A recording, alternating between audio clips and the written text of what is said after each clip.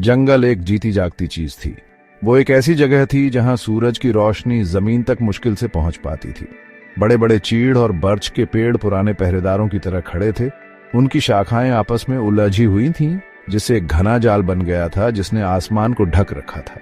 ये कोई आम जंगल नहीं था, ये स्लाविक जंगल का गहरा अंधेरा दिल था। एक ऐसी जगह जिसके बारे में माएं अपने बच्चों को दबी आवाज में चेतावनी देती थी। हवा में गीली मिट्टी, सड़ी हुई पत्तियों और किसी और चीज की गंध भरी हुई थी, कुछ जंगली और आदिम। हर आवाज कई गुना बढ़ जाती थी।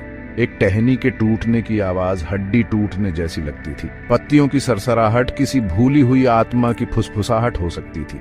ये एक ऐसी जगह थी जहां हकीकत खुद पतली महसूस होती थी, जैसे आप इसके जरिए पुरानी जादू और उससे भी पुराने डर की दुनिया में ठोकर खाकर गिर सकते थे। इवान बस एक लड़का था, अभी जवान भी नहीं हुआ था। वो एक तितली का पीछा करते हुए अपने गांव से भटक गया था, जिसके पंख रंगीन कांच के टुकड़ों जैसे थे। एक पल वो एक जानी पहचानी घास के मैदान में था और अगले ही पल वो बुरी तरह खो गया था। सूरज, उसका अकेला मार्गदर्शक, कोहरे की एक मोटी चादर के पीछे गायब हो गया था, जो जमीन से उठता हुआ लग रहा था। डर, ठंडा और तीखा, उसकी त्वचा को चुभने लगा था। उसने आवाज लगाई। उसकी आवाज छोटी और जंगल की विशाल खामोशी में दब गई थी। पेड़ों ने जवाब नहीं दिया, वे केवल करीब आते हुए लग रहे थे। उनके टेढ़े मेढ़े तने अजीबोगरीब आकृतियों में मुड़ रहे थे, जो घटती रोशनी में घूरते हुए चेहरों जैसे दिख रहे थे। वो अकेला था, पूरी तरह और भयानक रूप से अकेला। वो जानी पहचानी दुनिया जिसे वो जानता था घुल गई थी, उसे इस अजीब समय रहित भूल भुलैया में फंसा छोड़ गई थी। वो घंटों तक चला, उसके पैर नरम कायदार जमीन में धंस रहे थे। जंगल उसके दिमाग से क्रूर चालें खेल रहा था। परछाइयां उसकी नजर के किनारे नाच रही थीं, एक पल झुकी हुई आकृतियों जैसी दिख रही थीं और अगले ही पल पिघलकर गायब हो रही थी। उसने हवा में फुसफुसाहट सुनी, ऐसे शब्द जिन्हें वो पूरी तरह समझ नहीं पा रहा था, फिर भी वे उसे हड्डियों तक कंपा रहे थे। क्या ये सिर्फ चीड़ों से होकर गुजरती हवा की आह थी, या कुछ और था, कुछ प्राचीन और दुर्भावनापूर्ण, जो पेड़ों के बीच की गहरी अंधेरे से उसे देख रहा था। हर प्रवृत्ति उसे भागने के लिए चिल्ला रही थी, लेकिन वो कहां जाता। हर दिशा एक जैसी दिख रही थी, ग्रे तनों और पकड़ती शाखाओं का एक अंतहीन, दम घोंट देने वाला समुद्र। वो मकड़ी के जाले में फंसी एक मक्खी था और वो शिकारी के आने की कंपन महसूस कर सकता था।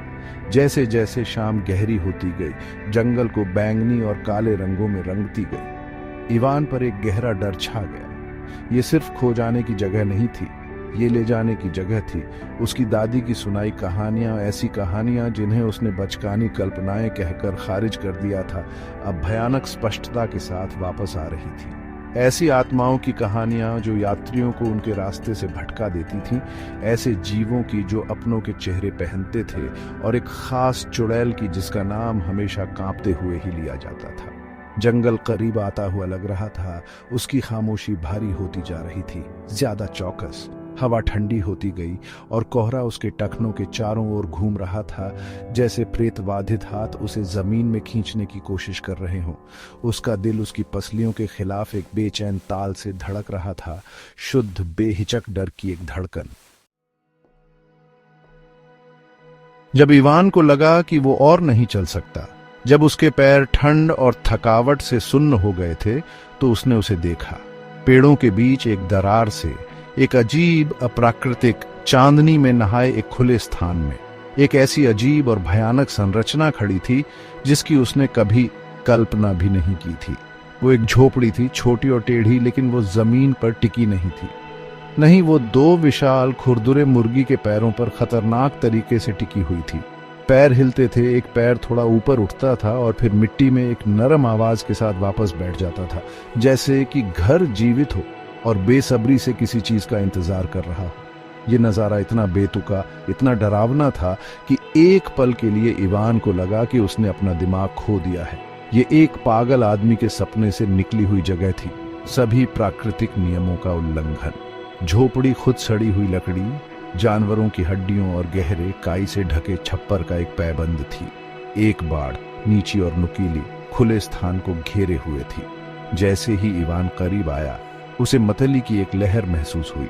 बाड़ के खंभे लकड़ी के नहीं थे, वे इंसानों की हड्डियां थीं जो समय के साथ सफेद हो गई थी, और हर खंभे के ऊपर एक मुस्कुराती हुई इंसानी खोपड़ी बैठी थी। उसकी खाली आंखों की पुतलियां एक हल्की भूतियां हरी रोशनी से चमक रही थी। गेट फीमर और पसलियों का एक भयानक संग्रह था जो सिन्यू से जुड़ा हुआ था। यहाँ की हवा अलग थी, सड़ांध और एक चिपचिपी बीमार मीठी गंध से भरी हुई थी, जैसे जली हुई चीनी और पुराना खून। ये एक शिकारी के ठिकाने की गंध थी, एक ऐसी जगह जहां चीजों को निगला जाता था, शरीर और आत्मा। एक अकेली खिड़की एक बुरी आंख की तरह झोपड़ी के चेहरे से बाहर घूर रही थी। वो अंदर से एक टिमटिमाती नारंगी रोशनी से चमक रही थी, जिससे उस भयावह आंगन में लंबी नाचती हुई परछाइयां पड़ रही थी। इवान को अंदर से आवाजें सुनाई दे रही थी, एक नीची लयबद्ध घिसाई जैसे पत्थर के खिलाफ पत्थर, और एक गुनगुनाहट, एक बेसुरी और कर्कश धुन जिसने उसके हाथों के बालों को खड़ा कर दिया। उसे एक भयानक खिंचाव महसूस हुआ, एक मॉर्बिड जिज्ञासा जो सरासर आतंक के साथ मिली हुई थी, उसे आगे बढ़ने के लिए मजबूर कर रही थी। उसे पता था कि उसे भागना चाहिए, चिल्लाना चाहिए और अंधेरे जंगल की तुलनात्मक सुरक्षा में वापस भाग जाना चाहिए, लेकिन उसके पैर शीशे जैसे लग रहे थे। ऐसा लग रहा था कि झोपड़ी की अपनी एक इच्छा थी, एक चुंबकीय शक्ति जिसने उसे लकवाग्रस्त कर दिया था और उसे अपने बेहतर निर्णय के खिलाफ करीब खींच लिया था। उसे अपनी दादी की कहानियों में से एक पंक्ति याद आई, एक हताश मंत्र, छोटी झोपड़ी, उसने फुसफुसाया। उसकी आवाज इतनी कांप रही थी कि वो मुश्किल से शब्द बना पा रहा था। अपनी पीठ जंगल की ओर करो और अपना चेहरा मेरी ओर। एक पल के लिए खामोशी छा गई, फिर लकड़ी के विरोध की एक बहरा कर देने वाली कराह और हड्डी के एक बीमार कर देने वाले टूटने के साथ पूरी झोपड़ी घूमने लगी। विशाल मुर्गी के पैर खुरचे और थपथपाए, धूल और पत्थर उछालते हुए जैसे ही संरचना अपने असंभव अंगों पर घूमती थी। वो एक झटके के साथ रुक गई। सामने का दरवाजा, गहरे टूटे हुए लकड़ी का एक टुकड़ा, अब सीधे उसकी ओर था। दरवाजा थोड़ा सा खुला, अंदर की पूरी अंधेरे की एक झलक दिखाई दी। एक आवाज, जंगल की तरह कर्कश और प्राचीन, दरार से बाहर निकली, अंदर आओ छोटे बच्चे, मुझे रूसी मांस की मीठी गंध आ रही है। दहलीज पार करना दूसरी दुनिया में कदम रखने जैसा था।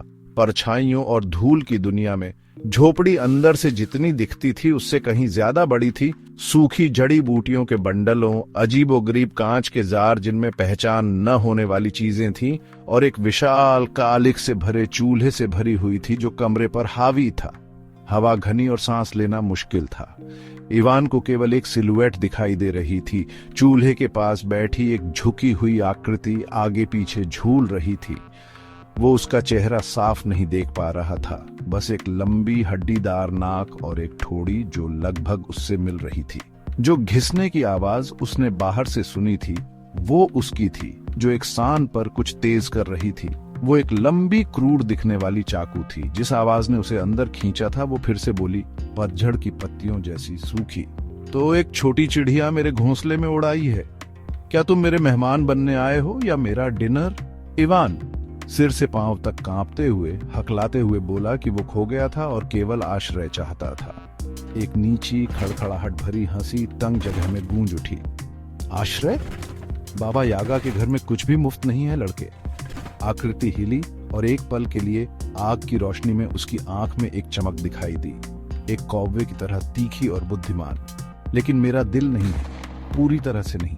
मैं तुम्हें जाने दूंगी अगर तुम सूरज उगने तक मेरे लिए 3 आसान काम पूरे कर सको। असफल हुए तो तुम मेरे सूप के लिए मसाला बनोगे।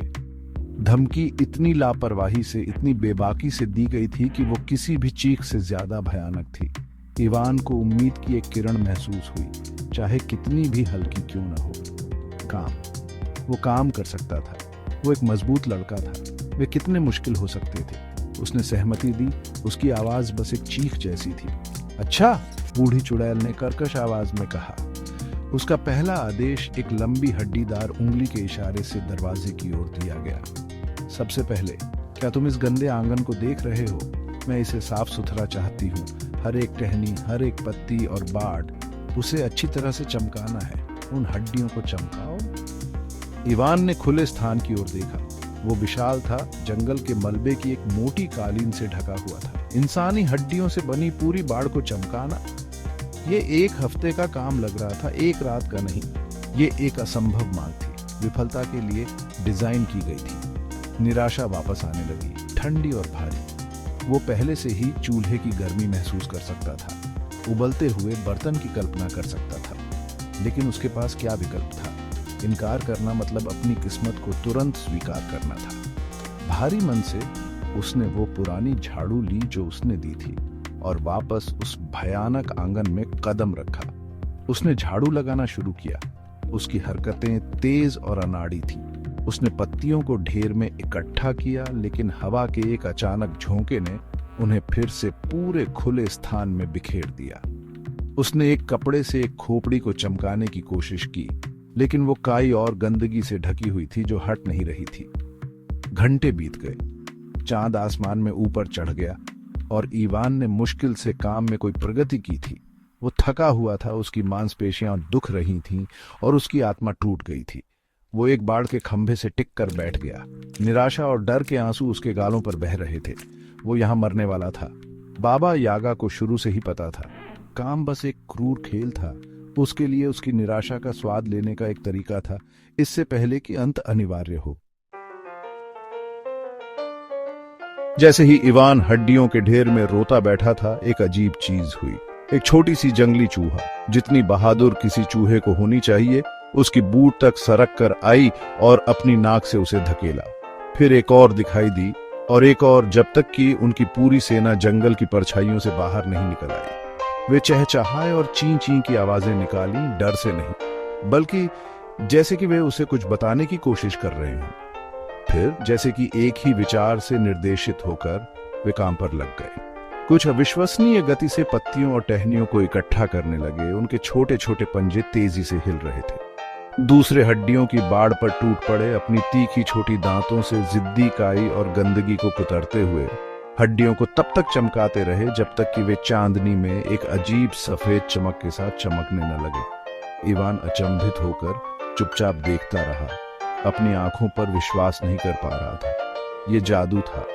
जंगल, वही जगह जिसने उसे डरा दिया था, अब उसकी मदद कर रही थी। उसे अपनी दादी की दूसरी कहानियां याद आईं। वे कहानियां जो जंगल की आत्माओं के बारे में थीं, लेशी जो पेड़ों की रक्षा करते थे और नदियों में रुसाल की।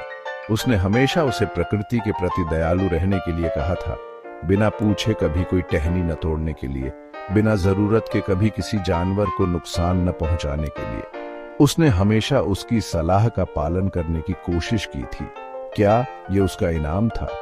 जंगल के जीव, उसके सबसे छोटे और सबसे विनम्र निवासी, उसके दिल में रहने वाली प्राचीन बुराई के खिलाफ उसकी मदद के लिए आ रहे थे। उम्मीद की एक किरण, इस बार ज्यादा चमकीली और मजबूत, उसके अंदर जगमगा उठी। शायद, बस शायद, वो इस रात को बच सकता था। थोड़ी देर में आंगन बेदाग हो गया। जितना कोई इंसान उसे नहीं बना सकता था, उससे कहीं ज्यादा साफ। हड्डियों की बाड़ एक भूतिया चमक से चमक रही थी। जैसे ही चूहों ने अपना काम खत्म किया, वे उतनी ही तेजी से गायब हो गए जितनी तेजी से वे दिखाई दिए थे। जंगल के अंधेरे में वापस पिघल गए। इवान खड़ा हो गया। उसका दिल कृतज्ञता और विस्मय के एक अजीब मिश्रण से भर गया। वह झोपड़ी में वापस गया और धीरे से खटखटाया। दरवाजा चरमराकर खुला। बाबा यागा ने बाहर झांका। उसकी एक आंख संदेह से सिकुड़ गई। उसने आंगन का जायजा लिया। उसकी नजर हर कोने पर घूम रही थी। उसने बेदाग जमीन और चमकती हुई बाड़ देखी। उसके गले में एक नीची गुर्राहट गूंज उठी। वो खुश नहीं थी, वो गुस्से में थी। तुमने ये किया, तुम जैसे अनाड़ी लड़के ने, वो गुर्राई। हम देखेंगे, हम देखेंगे। उसने दरवाजा पटका और एक पल बाद वापस आई, बोरियों का एक विशाल ढेर खींचती हुई। एक नया काम, वो चीखी। उसकी आवाज गुस्से से कांप रही थी। उसने बोरियों को फर्श पर खाली कर दिया, जिससे मिश्रित अनाज का एक पहाड़ बन गया। मैं चाहती हूं कि तुम इस ढेर को छांट दो। खसखस के दानों को गंदगी से अलग करो, गेहूं को राई से, हर एक दाना अपनी सही ढेर में, और सुबह का तारा दिखाई देने से पहले इसे करो। उसने ढेर को लात मारी, जिससे अनाज फर्श पर बिखर गया। ये पहले काम से भी ज्यादा असंभव था।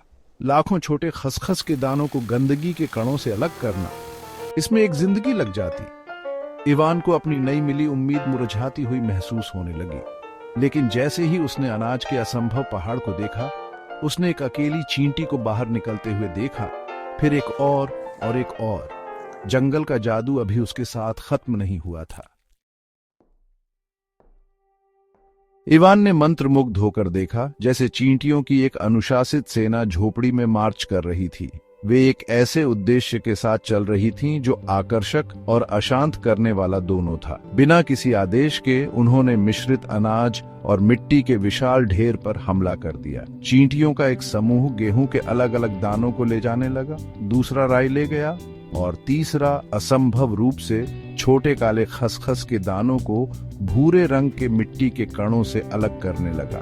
उन्होंने एकदम सही, खामोश सद्भाव में काम किया, छोटे शरीरों की एक जीवित मशीन जो असंभव कार्य के लिए समर्पित थी। इवान हिलने की हिम्मत नहीं कर रहा था। वह बस एक कोने में बैठा रहा, खुद को जितना हो सके उतना छोटा बना रहा। चुड़ैल की झोपड़ी के धूल भरे फर्श पर एक चमत्कार को अनफोल्डिंग होते हुए देख रहा था।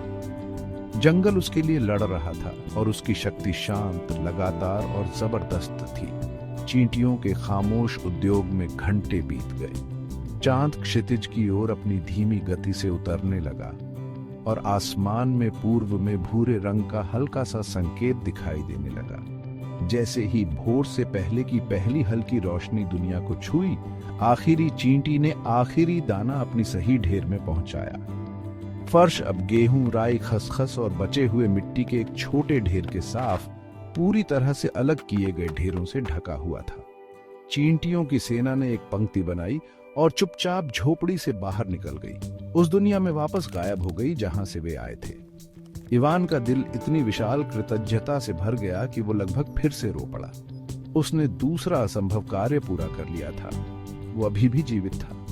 जैसे ही चींटियां चली गईं, अंदर के कमरे का दरवाजा धड़ाम से खुला। बाबा यागा वहां खड़ी थी। उसकी आकृति आग के खिलाफ सिलुएट में थी। उसने अनाज के पूरी तरह से छांटे गए ढेरों को देखा और झोपड़ी में एक खामोशी छा गई, एक भारी खतरनाक खामोशी। ये उसकी चीख से भी बदतर थी। वो अपने अंदर से निकलने वाले गुस्से को महसूस कर सकता था, एक ऐसा स्पष्ट बल जिसने हवा को भी झंझना दिया। इस बार उसने यह नहीं पूछा कि उसने ये कैसे किया। उसे पता था जंगल तुम्हारी मदद करता है। वो फुसफुसाई। उसकी आवाज एक जहरीली फुसफुसाहट थी। उसके छोटे जीव, उसके रेंगने वाले जीव, वे मुझे चुनौती देने की हिम्मत करते हैं मेरे अपने घर में। उसने एक कदम आगे बढ़ाया और फर्श की तख्तियां उसके वजन के नीचे चरमरा उठी। वे तुम्हें अंतिम कार्य से नहीं बचा पाएंगे। उसका चेहरा अब आग से पूरी तरह से रोशन था और उसे देखना भयानक था। उसकी त्वचा पुरानी चर्मपत्र की तरह झुर्रीदार और भूरी थी। उसकी आंखें गर्म कोयले की तरह जल रही थीं और उसके दांत लोहे के थे, नुकीले किए हुए थे। तुम्हारे पास सूरज उगने से पहले एक और आखिरी काम है, छोटे चिड़िया। वो गुर्राई। उसके होठों पर एक क्रूर मुस्कान थी। मेरी पसंदीदा झाड़ू लो। उसे फुसफुसाते जंगल से परे सबसे ऊंचे पहाड़ की चोटी तक ले जाओ। उसे पवित्र पत्थर के खिलाफ टिका दो और सूरज की पहली किरण घाटी को छूने से पहले वापस आ जाओ। अब जाओ। उसने एक मुड़ी हुई पंजे जैसी उंगली से एक कोने की ओर इशारा किया, जहां एक साधारण दिखने वाली झाड़ू खड़ी थी। यह अब तक का सबसे आसान काम लग रहा था, लेकिन इवान जानता था कि ये एक चाल थी। उसकी आंख में चमक ने उसे बताया कि यह अंतिम अपरिहार्य जाल था। इवान ने झाड़ू पकड़ी। ये आश्चर्यजनक रूप से भारी महसूस हुई, एक अजीब काली ऊर्जा से भरी हुई थी। उसने एक पल भी बर्बाद नहीं किया। वो झोपड़ी से भागा, गुस्साई चुड़ैल को पीछे छोड़ दिया और भोर से पहले के अंधेरे में दौड़ पड़ा। जंगल जिसने उसकी मदद की थी अब उसके खिलाफ लग रहा था। उसकी जड़ें उसे फंसा रही थीं, उसकी शाखाएं उसके कपड़ों को फंसा रही थीं। वो बाबा यागा के जादू को महसूस कर सकता था जो उसके खिलाफ काम कर रहा था, उसे धीमा करने की कोशिश कर रहा था। उसके पीछे उसने एक भयानक आवाज सुनी, एक लयबद्ध धड़कन, एक विशाल दिल की धड़कन जैसी। थप थप थप थप। उसने अपने कंधे पर एक नजर डाली और उसका खून जम गया। बाबा यागा उसके पीछे आ रही थी। वो हवा में उड़ रही थी, एक विशाल खोखले मूसल में बैठी थी, एक मूसल से पतवार के रूप में चला रही थी और एक झाड़ू से अपने निशानों को मिटा रही थी। वो उस पर हावी हो रही थी। वो तेज दौड़ा, उसके फेफड़े जल रहे थे, उसके पैर विरोध में चिल्ला रहे थे। पहाड़ की छोटी असंभव रूप से दूर लग रही थी, हल्के होते आसमान के खिलाफ एक काली सिलुएट। मूसल की धड़कन तेज होती गई, करीब आती गई। वो उसकी हंसी सुन सकता था, शुद्ध दुर्भावना की आवाज जो पेड़ों में गूंज रही थी। उसे पता था कि वो उससे आगे नहीं निकल सकता। वो प्राचीन शक्ति का एक प्राणी थी और वो बस एक लड़का था। निराशा ने उसे एक नया विचार दिया। उसे अपनी दादी की एक और कहानी याद आई, चुड़ैल से बचने के बारे में एक कहानी। उसने अपनी जेब में हाथ डाला और एक छोटा कढ़ाई वाला रुमाल निकाला जो उसकी माँ ने उसे दिया था। उसने उसे अपने पीछे फेंक दिया। मेरे पीछे एक चौड़ी तेज बहने वाली नदी बहने दो, वो चिल्लाया। जैसे ही रुमाल जमीन को छुआ, वो बदल गया। एक शक्तिशाली नदी, चौड़ी और अशांत, जमीन से फूट पड़ी, उसे चुड़ैल से अलग कर दिया। उसने दूसरी ओर से शुद्ध क्रोध की एक चीख सुनी, क्योंकि बाबा यागा को रुकने के लिए मजबूर होना पड़ा। लेकिन इसने उसे ज्यादा देर तक नहीं रोका। उसने उसे अपना मूसल उठाते और कुछ भयानक शब्द बोलते हुए देखा। नदी उबलने और वाष्पित होने लगी और जल्द ही वो सूखी नदी के तल पर पहले से भी तेज उड़ रही थी। इवान दौड़ता रहा, पहाड़ की चोटी करीब आती जा रही थी, लेकिन चुड़ैल भी। फिर उसने अपनी जेब से एक कंघी निकाली। मेरे पीछे एक घना और अगम्य जंगल उगने दो, उसने चिल्लाया। उसे अपने कंधे पर फेंक दिया। तुरंत कांटेदार उलझे हुए पेड़ों का एक जंगल, उससे भी घना और अंधेरा जिसमें वो था, जमीन से फूट पड़ा। ये लकड़ी और कांटों की एक ठोस दीवार थी। इस बार उसने निराशा में उसकी चीख सुनी, क्योंकि उसे अपने लोहे के दांतों से जादुई बाधा को चबाकर पार करने के लिए मजबूर होना पड़ा। आवाज भयानक थी, लेकिन इसने उसे कीमती समय दिया। वो आखिरकार पहाड़ के आधार पर पहुंचा और चढ़ने लगा, चट्टानी चेहरे पर चढ़ता हुआ। वो पूर्वी आसमान को चमकीले नारंगी रंग में बदलते हुए देख सकता था। सूरज आ रहा था, उसे वहां पहुंचना था। जैसे ही वो चोटी पर पहुंचा और झाड़ू को पवित्र पत्थर के खिलाफ टिकाया, उसने उसे देखा, जंगल से मुक्त, उसकी ओर सोरिंग करती हुई। उसका चेहरा परम क्रोध का एक मुखौटा था। इवान पहाड़ की चोटी पर हाँफ रहा था, शापित झाड़ू पत्थर के सहारे रखी थी। नीचे बाबा यागा भयानक गति से ऊपर चढ़ रही थी। उसका मूसल तोप के गोले की तरह हवा काट रहा था। भागने के लिए कहीं नहीं था, वो फंस गया था। सूरज की पहली सुनहरी किरण दूर क्षितिज पर टूट पड़ी, सीधे पहाड़ की चोटी पर पड़ी। उसे अपनी दादी की आखिरी सीख याद आई। उसके जैसी प्राचीन बुराइयां, गहरी छाया और सड़ांत के जीव नए दिन की शुद्ध पवित्र करने वाली रोशनी को सहन नहीं कर सकते थे। ये उनकी एक सच्ची कमजोरी थी। उसने वही किया जो वो सोच सकता था। वो घुटनों के बल गिर पड़ा, उगते सूरज का सामना किया और प्रार्थना करने लगा। सुरक्षा के लिए एक पवित्र मंत्र दोहरा रहा था जो उसने बचपन में सीखा था। जैसे ही सूरज की रोशनी पहाड़ की चोटी पर फैली, वो बाबा यागा के मूसल से टकराई। जैसे ही वो चोटी पर पहुंची, एक बहरा कर देने वाली फुफकार सुनाई दी, जैसे गर्म लोहे पर पानी।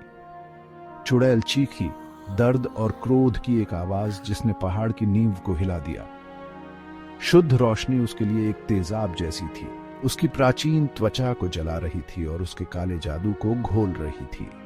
उसका मूसल बिखरने लगा, हवा में धूल में बदल गया। उसने अपनी आंखों को ढालने की कोशिश की, लेकिन रोशनी हर जगह थी, अथक और बेरहम। वो अपनी शक्ति खो रही थी, उसकी आकृति टिमटिमा रही थी और पारदर्शी हो रही थी। उसे सुबह के उजाले से मिटाया जा रहा था। इवान अपनी प्रार्थना पर दबाव डालता रहा, हर शब्द के साथ उसकी आवाज मजबूत होती जा रही थी। एक अंतिम कान फोड़ देने वाली चीख के साथ जो घाटियों में गूंज उठी, बाबा यागा को पीछे फेंक दिया गया।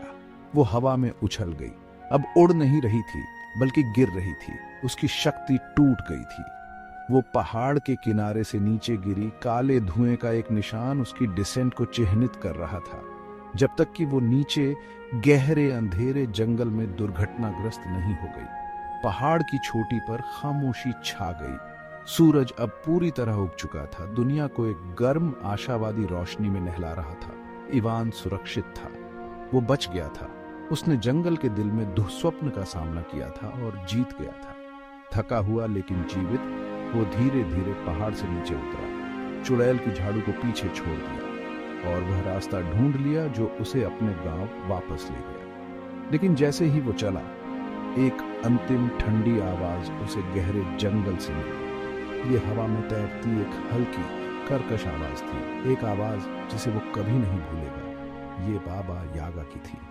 ये हार की चीख नहीं थी, बल्कि एक वादा था, एक अभिशाप। मैं वापस आऊंगी छोटे चिड़िया, आवाज पेड़ों के माध्यम से फुसफुसाई। सूरज हमेशा नहीं चमक सकता, पर अच्छाइयां हमेशा वापस आती हैं और मैं इंतजार करूंगा। इवान ने अपनी गति तेज कर दी। एक ठंडी घबराहट उसकी राहत के साथ मिल गई। वो बच गया था, हाँ, लेकिन उसे पता था कि कहानी खत्म नहीं हुई थी। मुर्गी के पैरों पर झोपड़ी अभी भी उस अंधेरे जंगल में कहीं खड़ी थी और उसके अंदर की प्राचीन बुराई धैर्यवान थी।